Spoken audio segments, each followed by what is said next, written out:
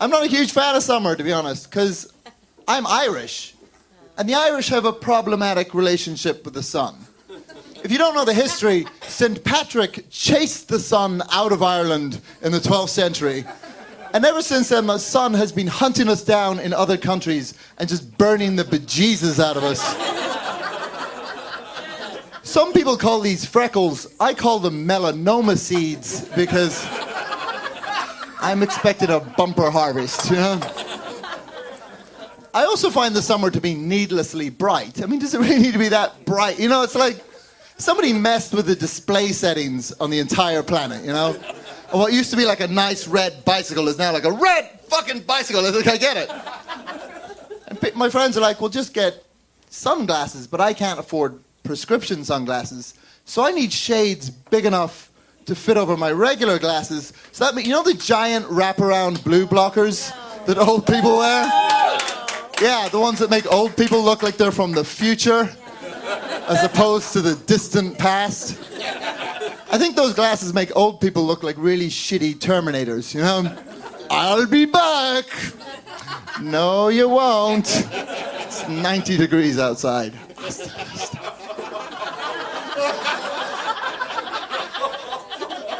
Another thing in some of the people are nuts about is street fairs here in Chicago. Are we all from Chicago, by the way? Round of applause. Real quick, I saw this report recently, and it listed the most literate cities in the United States. And Chicago didn't even make the top 30. Yeah, I was going to ask you if you'd read about it, but based on those results. But street fairs, yeah, like that's, as you all know, that's where we cordon off the roads and we all get to rock out on the asphalt and pay $12 for 2 hot wings and listen to an awful and interminable cover of My Sharona. Yay, street fairs. I tried going to a street fair recently. I went up to the barrier. I said, excuse me, is this Westfest? And they said, no, this is a homicide investigation. I said, can I still get a corn dog? Because I am starving from all the murdering. Not known for their sense of humor, Chicago cops, by the way. I'm not the most perceptive of people. Earlier today, I put $3 worth of quarters into a parking meter before I realized that it was just a cleverly disguised homeless person. What gave it away was a sign that said, insert sandwich for additional 12 minutes. And I was like, wait a minute. And I heard this voice like, all right, guys, he's on to us. And like 9 more meters and a Coca-Cola vending machine all stood up and shuffled away. Certain summer activities I just can't get behind, like beach volleyball. How did men ever convince women that beach volleyball was a real sport? All right, ladies, gather round. Here are the rules. First of all, you'll need to put on the tiniest skin-tight bikini you can find. Oh, I suppose you could wear a t-shirt, but you want to win, don't you? And just jump up and down as much as possible. Occasionally, do one of these. To really mash the old Rubens together nice and tight. What's that? No, it's totally a sport. It's an Olympic sport. The ancient Greeks invented it during their brief dalliance with heterosexuality.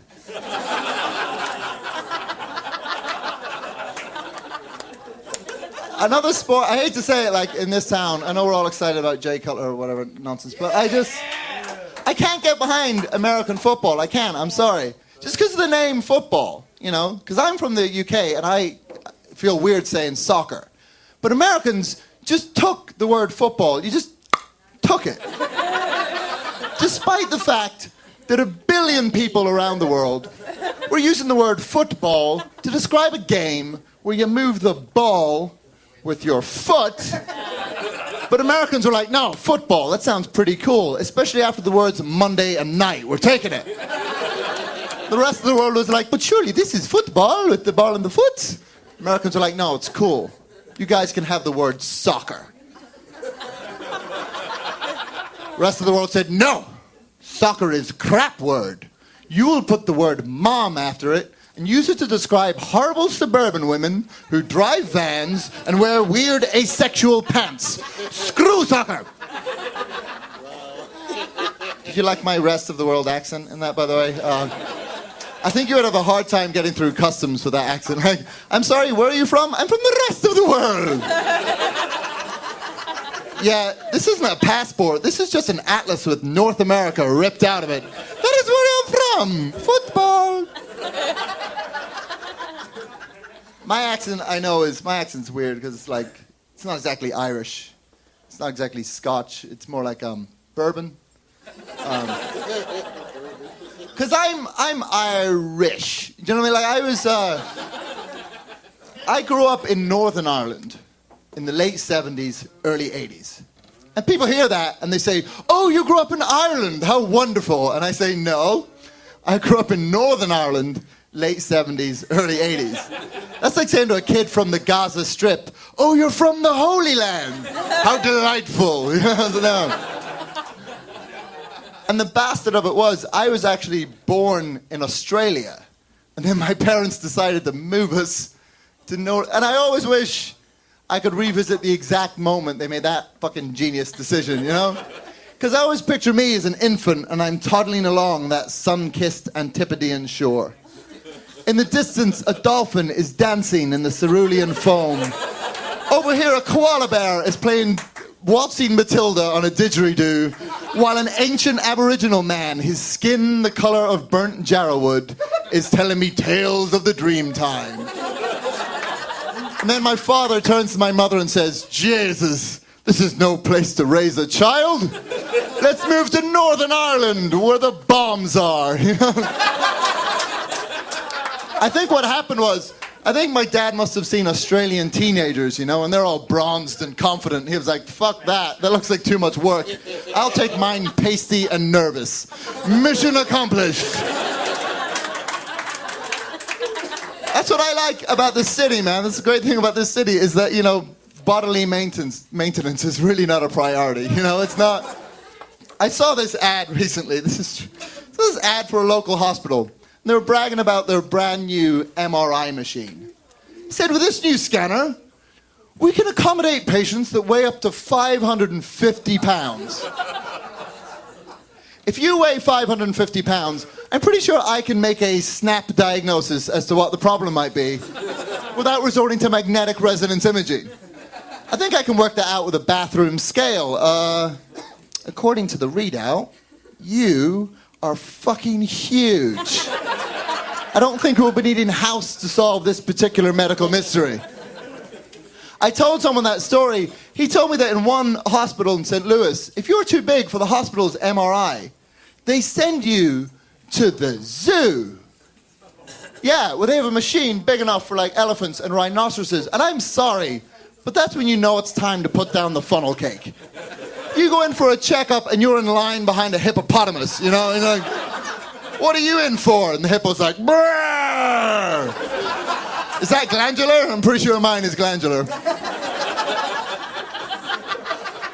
I don't mean to make sport of the generously gigantic, but it does blow my mind that there is even such a thing as morbid obesity.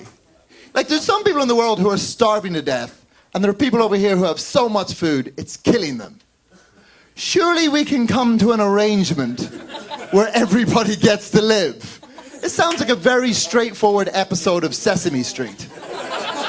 Me the cookie monster, me have too many cookies. Me the hypoglycemic monster, me have low blood sugar. Like fucking Grover could figure that out, and he's a dumbass. Just one quick more thing on the whole MRI situation. Someone else told me this other story that this other hospital, they figure out if you're going to be too big by using a hula hoop. I know, it's messed up, but my thought was, do they tell you what the hula hoop is for?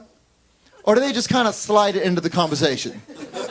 Like, all right, Miss Johnson, I'll change your bedpan in a second, but first, beach party! And like, Frankie Avalon and Nat Funicello come out, dude, everybody hula! Dude. What's that, Miss Johnson? You can't hula. Well, how do you feel about the zoo? You guys have been fantastic. Please enjoy the rest of the festival. I've been Adam Burke. Thanks a lot. Good night.